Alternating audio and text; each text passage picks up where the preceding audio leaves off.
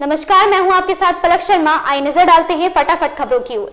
कांग्रेस ने लोकसभा चुनाव में नया प्रयोग किया है कि पिछड़ों, दलितों और अल्पसंख्यकों को टिकट देने में समान हिस्सेदारी रखी है, तो दूसरी तरफ सपा का वोट बैंक कांग्रेस उम्मीदवार के पक्ष में कितना जाता है, इसका भी लिटमस टेस्ट हो रहा है। इस चुनाव में कांग्रेस के इन दोनों प्रयोग की परीक्षा है। यदि पार्टी इस परीक्षा में पास हुई तो भविष्य की रणनीति इसी दिशा में रहेगी। दिल्ली के मुख्यमंत्री केजरीवाल की जेल में सेहत को लेकर राजधानी की सियासत गर्मा गई है। उपराज्यपाल ने मुख्यमंत्री को इंसुलिन देने के मामले में जेल के डीजी से 24 घंटे में रिपोर्ट मांगी है। एलजी ने मंत्रियों और आप नेताओं के बयानों पर आधारित रिपोर्टों पर गंभीर चिंता व्यक्त की। इसमें कहा गया है कि जेल में केजरीवाल को इंसुलिन नहीं दिया जा रहा। इस आरोप के बाद उपराज्यपाल ने जेल के डीजी से तथ्यात्मक और व्यापक रिपोर्ट प्रस्तुत करने को कहा है। प्रधानमंत्री नरेंद्र मोदी ने आज गजरौला में अमरोहा लोकसभा सीट से भाजपा प्रत्याशी कंवर सिंह तंवर के समर्थन में जनसभा को संबोधित किया। इस दौरान जहां सपा कांग्रेस पर जमकर हमला बोला, पीएम मोदी ने कहा कि प्रदेश में 2 शहजादों की जोड़ी घूम रही, उनकी फिल्म शूटिंग चल रही, वह हमारी आस्था से खिलवाड़ कर रहे हैं। एआईएमआईएम के प्रमुख असदुद्दीन ओवैसी पर विपक्षी दलों का आरोप होता है कि वह पर्दे के पीछे से भाजपा की जीत के लिए काम करते हैं, पर इस बार के हालात बता रहे हैं कि विपक्ष के ऐसे आरोप से वह मुक्त होने वाले हैं। कारण उनकी संसदीय सीट हैदराबाद में भाजपा प्रत्याशी माधवीलता के विरुद्ध कांग्रेस उन्हें सहयोग करती दिख रही है। अप्रैल की तपती गर्मी से दिल्ली एनसीआर के लोगों को जल्द राहत मिल सकती है। मौसम विभाग ने राजधानी दिल्ली के लिए बारिश का येलो अलर्ट जारी किया। इसके साथ ही 30 से 40 किलोमीटर प्रति घंटे की रफ्तार से हवा चलने की संभावना। इस दौरान धूल भरी आंधी चलेगी। शुक्रवार को राजधानी दिल्ली का अधिकतम तापमान 37 डिग्री सेल्सियस और न्यूनतम तापमान 23 डिग्री सेल्सियस रह सकता है।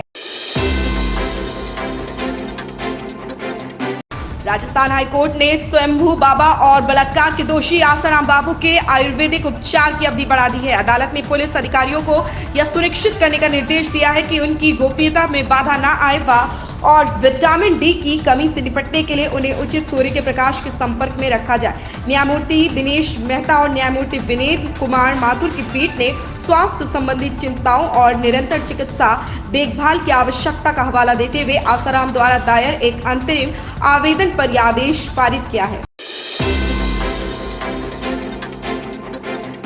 केंद्रीय मंत्री और नागपुर लोकसभा सीट से भारतीय जनता पार्टी भाजपा के उम्मीदवार नितिन गडकरी ने आम चुनाव के पहले चरण में मतदान शुरू होने के बाद शुक्रवार को यह अपने मताधिकार का उपयोग किया। तीसरा कार्यकाल हासिल करने की उम्मीद कर रहे गडकरी अपनी पत्नी, 2 बेटों और बहू के साथ महल इलाके के टाउन हॉल में एक मतदान केंद्र पर पहुंचे। मतदान के बाद पत्रकारों से बातचीत में केंद्रीय मंत्री ने विश्वास जताया कि वह बड़े अंतर से जीत दर्ज करेंगे। हिमाचल प्रदेश के केलांग जिला लाहौल स्पीति में वीरवार रात करीब 8:53 पर भूकंप के झटके महसूस किए गए। भूकंप का केंद्र जम्मू और कश्मीर के किश्तवाड़ में था। भूकंप की तीव्रता 4.0 आंकी गई। धरती हिलने के बाद लोग अपने अपने घरों से बाहर निकल गए। हालांकि अभी तक कोई नुकसान की सूचना नहीं। पश्चिमी यूपी के मतदाताओं के लिए राहत भरी खबर है। मौसम विभाग का कहना है कि पश्चिमी यूपी के जिन क्षेत्रों में पहले चरण में मतदान होने जा रहे हैं, वहां पर शुक्रवार को गर्मी से थोड़ी राहत रहेगी। आंचलिक मौसम विज्ञान केंद्र के वरिष्ठ मौसम वैज्ञानिक अतुल कुमार सिंह के मुताबिक बादलों की आवाजाही लगी रहेगी और कहीं कहीं हल्की फुहारें भी पड़ सकती हैं। ऐसे में तपती दोपहरी में बेहाल हो रहे लोग कुछ राहत महसूस कर सकते हैं। बॉलीवुड सुपरस्टार सलमान खान की आवाज के बाहर 14 अप्रैल को गोलीबारी की घटना सामने आई। इसके बाद से ही अभिनेता की सुरक्षा के चाक चौबंद किए गए।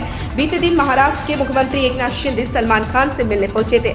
अब सलमान खान को कड़ी सुरक्षा के बीच शुक्रवार सुबह मुंबई से बाहर निकलते देखा गया। खबरों की माने तो भाईजान को अपने फिटनेस ब्रांड बी स्ट्रॉन्ग के लॉन्च के लिए दुबई जाना पड़ रहा है। इन खबरों में बस इतना ही। बने रहे हमारे साथ।